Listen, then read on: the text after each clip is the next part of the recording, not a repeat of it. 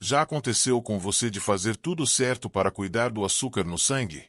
Ainda assim, os valores continuarem altos?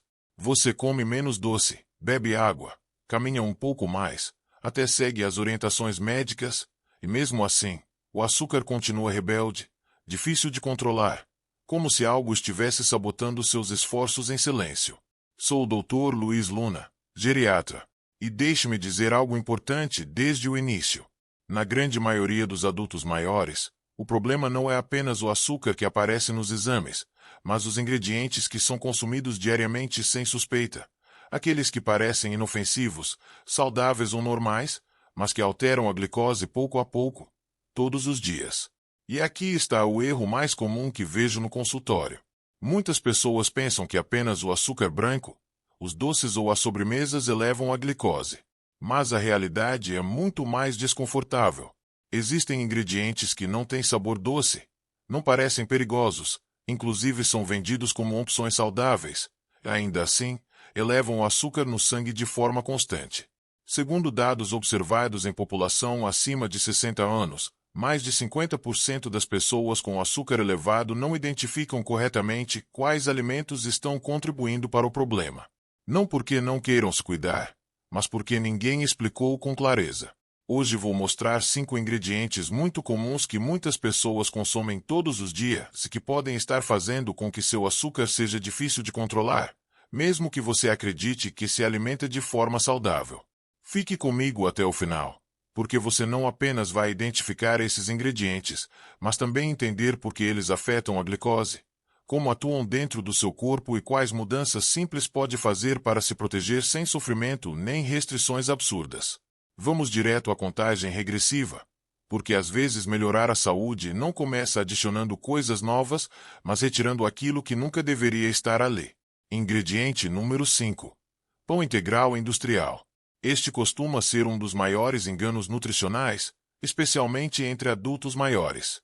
Muitas pessoas chegam ao consultório e dizem: Doutor, eu já não como pão branco, só como pão integral. E dizem isso com tranquilidade, com confiança. Mas aqui vem a verdade desconfortável. A grande maioria do pão integral vendido de forma industrial não é verdadeiramente integral.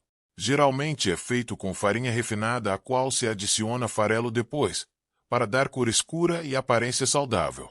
O problema é que esse tipo de pão se comporta no seu corpo quase da mesma forma que o pão branco. Quando você o consome, ele é digerido rapidamente, transforma-se em glicose em poucos minutos e provoca um aumento brusco do açúcar no sangue. Em um adulto jovem, o corpo pode compensar esse pico.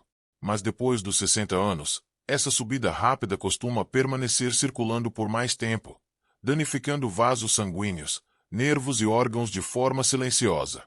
Já vi muitos casos de pessoas que tomam café da manhã com pão integral todos os dias e não entendem por que acordam com a glicose alta, mesmo sem terem comido doces. E há algo mais. O pão integral industrial costuma conter açúcares ocultos, xaropes, óleos refinados e conservantes que pioram a resistência à insulina quando consumidos diariamente. Isso significa que você nunca pode comer pão? Não. Mas significa que o pão integral industrial consumido todos os dias pode ser uma sabotagem constante para o seu açúcar. Aqui vai uma pista clara. Se o pão dura semanas sem estragar, não é um pão que seu metabolismo agradece. E se esse ingrediente te surpreendeu, espere pelo próximo, porque o número 4 costuma estar presente em quase todas as cozinhas, inclusive entre pessoas que acreditam ter uma alimentação exemplar. Ingrediente número 4. Óleos vegetais refinados. Este ingrediente não eleva o açúcar de forma imediata como o pão. E justamente por isso é tão perigoso. Falo de óleos como soja, milho, girassol e canola refinados, usados diariamente para cozinhar, fritar ou refogar. Esses óleos não têm sabor doce, não parecem perigosos, mas geram inflamação crônica de baixo grau. E essa inflamação tem efeito direto sobre o açúcar no sangue. Quando o corpo está inflamado, a insulina não funciona bem. É como se ela batesse à porta do músculo e o músculo não respondesse. O resultado? A glicose permanece circulando no sangue por mais tempo. Em adultos maiores, esse efeito é ainda mais intenso, porque com a idade aumenta a sensibilidade aos processos inflamatórios, especialmente no fígado e no tecido muscular. Vou explicar de forma simples. Não é que esses óleos aumentem o açúcar diretamente, é que impedem que o corpo reduza corretamente. E há outro detalhe importante. Quando esses óleos são aquecidos repetidamente, como acontece na cozinha do dia a dia, eles se oxidam e geram compostos que alteram ainda mais o metabolismo. Por isso há pessoas que não comem açúcar, não comem pão, mas cozinham tudo com óleos refinados e continuam sem conseguir controlar a glicose. Não é azar, é bioquímica. Agora imagine o que acontece quando esses dois ingredientes se combinam com o próximo da lista, porque o ingrediente número 3 não apenas está presente diariamente, como costuma ser consumido várias vezes ao dia sem questionamento. Bloco 2, ingrediente número 3. Sucos de fruta, inclusive os naturais. Este ponto costuma gerar resistência, porque muitas pessoas me dizem: doutor, mas é fruta. Como pode ser ruim? E aqui preciso que você me escute com atenção. A fruta inteira não é o problema. O problema é o suco. Quando você bate ou espreme uma fruta, acontece algo fundamental. Você elimina grande parte da fibra e concentra o açúcar natural em forma líquida. Isso muda completamente a forma como seu corpo processa. Um copo de suco de laranja pode conter o açúcar de 3 ou 4 laranjas, mas sem a fibra que desacelera a absorção. O resultado: o açúcar entra rapidamente na corrente sanguínea. Muito rapidamente. Em adultos maiores, esse pico costuma ser mais alto e mais prolongado, porque o músculo já não absorve a glicose com a mesma eficiência de antes. E aqui aparece outro erro comum. Muitas pessoas tomam suco em jejum para limpar o organismo, para começar bem o dia ou porque alguém disse que algo natural é sempre melhor. Mas para o metabolismo, um suco em jejum é como jogar combustível no fogo quando a regulação do açúcar já está enfraquecida. Já vi pacientes que eliminaram o açúcar de mesa, doces e sobremesas, mas continuam tomando suco todos os dias e a glicose permanece fora de controle. Não porque estejam fazendo algo errado de propósito, mas porque ninguém explicou essa diferença. A fruta inteira obriga o corpo a trabalhar. O suco, ao contrário, entra direto na circulação.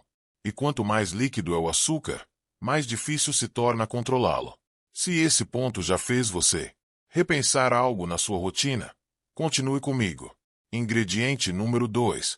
Farinhas refinadas ocultas.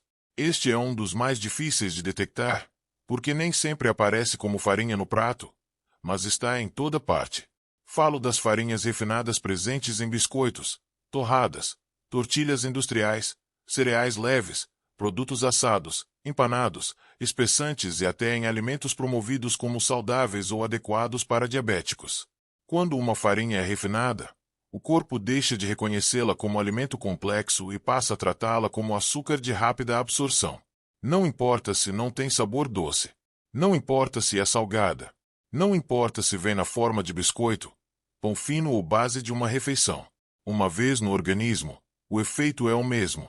Transforma-se rapidamente em glicose. Em adultos maiores, esse tipo de farinha tem um efeito acumulativo perigoso. Nem sempre provoca picos enormes, mas mantém o açúcar levemente elevado ao longo de todo o dia. E isso, com o tempo, é ainda mais prejudicial, porque uma glicose que nunca baixa totalmente mantém o corpo em estresse metabólico constante. O pâncreas trabalha demais. A insulina perde eficácia.